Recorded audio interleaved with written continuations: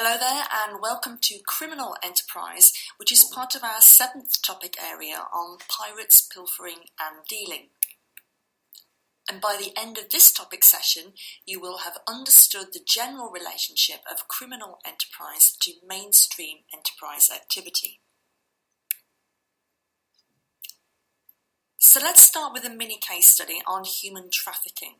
Now, human trafficking is when people, mostly women and children, but not always, are bought and sold, and that's usually across international borders. Here we've got an example of a case that involves 2 women from Lithuania. So, in 2005, 2 men befriend 2 women in a Lithuanian bar, and they tell them that they can make money in the UK working as cleaners or in bars. A female friend of the men vouched for the story and later travelled to the UK with the 2 girls. Once in England, the girls were split up by the gang. Rose was brought to Coventry and Diana was taken somewhere away to Manchester.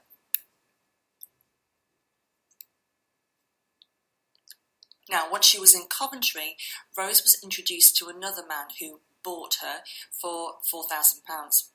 And this man subsequently intimidated her and he raped her. Rose then changed her hands again, so she was sold again, and then she was taken to Nuneaton, where preparations were made for her to begin working as a prostitute. She was told that she had to earn enough to pay her fare back from Lithuania, and of course this price went up and up and up. Eventually, as the result of cooperation between UK and Lithuanian police, Rose was able to escape and was able to return to Lithuania. 3 men and a girl were subsequently charged with unlawful imprisonment and other offences, and they got long prison sentences. Now let's look at a second mini-case that involves the drug empire of Sandra Avila Beltran, who is commonly known as the Queen of the Pacific. Now, after being arrested in 2007, she was charged with drug smuggling with the aim of extradition to the US.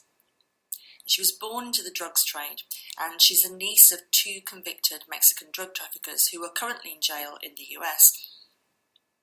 The Herald Tribune says that along the way she seduced many drug kingpins and upper echelon police officers, becoming a powerful force in the cocaine world through a combination of ruthless business sense, a mobster's wiles, and her sex appeal. She was previously married to 2 senior police officers, both of whom were murdered by gunmen. And she also had a long-term union with Juan Diego Espinosa, who is a major drug player.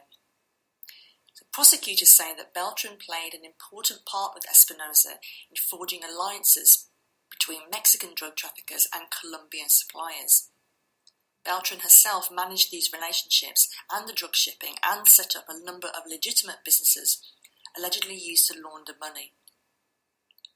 Since her arrest, Beltran will face trial in Mexico, and this needs to be completed before her extradition to the US can even be considered. And finally, our third mini-case study of modern-day pirating. So, on the 25th of September 2008, the cargo ship Faina was raided by a band of around 50 pirates off the Somali coast. The Faina is one of more than 75 vessels that have been attacked that year. The boat was carrying 33 Russian-built battle tanks and crates of grenade launchers, anti-aircraft guns, ammunition and other explosives. After its hijack, though, the ship turned northwards to reach the coastal pirate hideout in northeastern Somalia. Subsequently, the captain of the ship died, possibly from an exacerbated medical condition, and 3 pirates were killed in a shootout between pirate factions on board. Now, modern-day pirating is incredibly well organised, and this particular group had a spokesman. So, Sagali Ali, who was the spokesman for these particular pirates, he commented, "We don't want these weapons to go to anyone in Somalia. Somalia has suffered from many, many years of destruction because of all these weapons. We don't want that suffering and chaos to continue. We're not going to offload the weapons, we just want the money."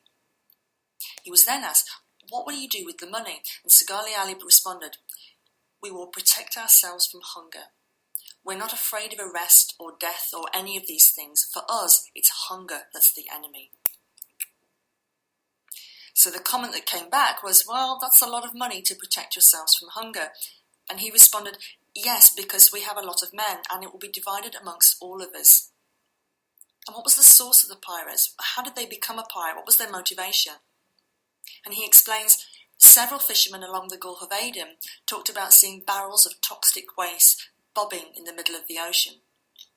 They spoke of clouds of dead fish floating nearby and rogue fishing trawlers sucking up not just the fish and lobsters, but also the coral and the plants that sustain them. It was abuses like these, several men said, that turned them from fishermen into pirates. Now, after taking a look at these 3 mini case studies on criminal enterprises and entrepreneurs, I'd like to draw from some material that we've looked at previously. Can you remember when we explored the startup decision?